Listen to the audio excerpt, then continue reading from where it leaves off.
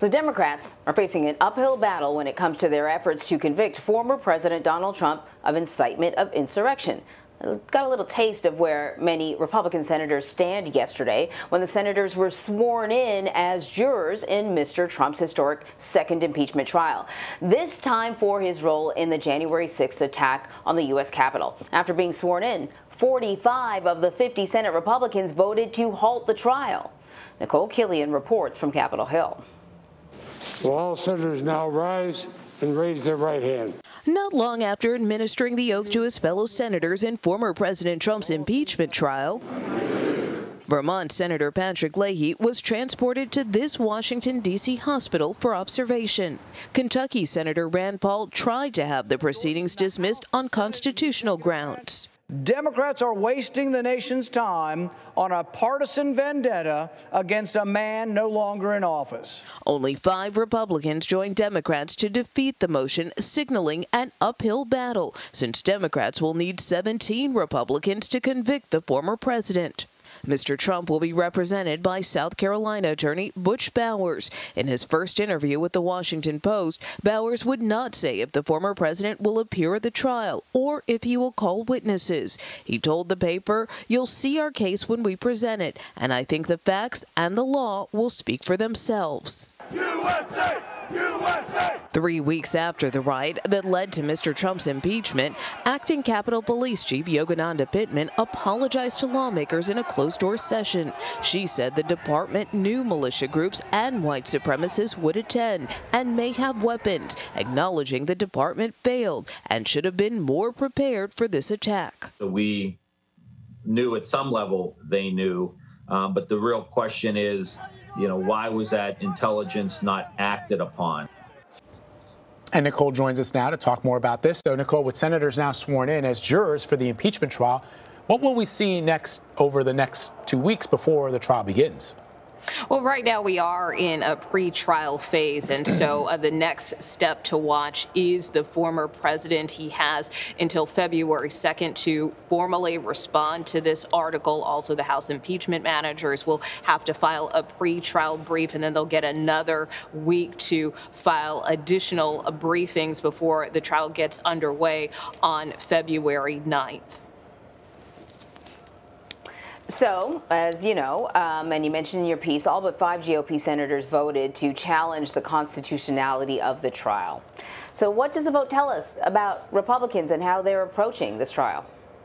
Well, it tells us that the votes may not be there to convict the former president. And, if you look at the numbers and do the math, in order to convict him, 17 Republican senators would have to join Democrats. And so what we saw in that vote yesterday is that only 5 Republicans signed on. So you're looking at a deficit of about a dozen members, considering that the majority of Republicans voted not to move forward with that trial, I should say. I think one critical senator to watch certainly is Mitch McConnell.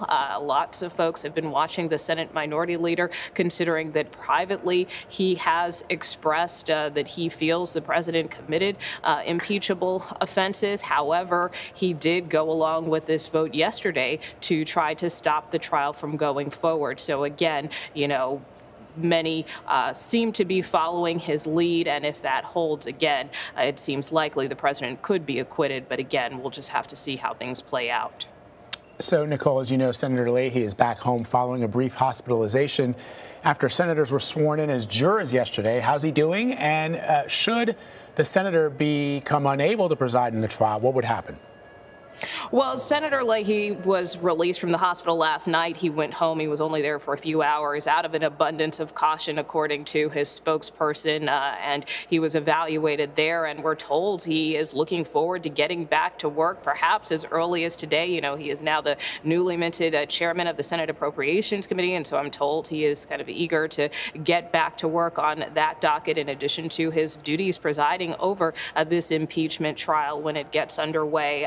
But that being said, certainly it did cause quite a scare here on Capitol Hill, and if for some reason he wasn't able to serve, then the responsibility would likely fall to California Senator Dianne Feinstein, who is also another senior member. Want to switch gears a little bit, talk about President Biden's coronavirus relief bill. It's almost $2 trillion. That has certain members of Congress very concerned. It's a pretty hefty price tag. I want to play some sound from Chuck Schumer reacting. We want to work with our Republican colleagues to advance this legislation in a bipartisan way. But the work must move forward, preferably with our Republican colleagues, but without them if we must. There is great urgency to continue the work of COVID relief, and that's exactly what the Senate will do. So Chuck Schumer says they're going to move forward with this relief bill. But, you know, what options do Democrats really have to pass this bill without Republican support? Well, I think the goal, in theory, is to try to pass it with a bipartisan support. That is certainly what President Biden has been advocating for, and many on his team have been meeting with a bipartisan group of lawmakers, not only here in the Senate, but also in the House, but realizing if there are obstacles and stumbling blocks, because we know the president would like to see this legislation passed by mid-March, and so if that seems unlikely or things do start to stall, then Democrats do have a tool in their back pocket called reconciliation, and this is a very kind of archaic budgetary procedure that is used to pass certain types of legislation. Most recently, we saw it employed, for instance, with the passage of the Affordable Care Act back in 2010, as well as former President Trump's tax cuts in 2017. All right, Nikole, thank you so much for bringing us up to speed. Appreciate it. You bet.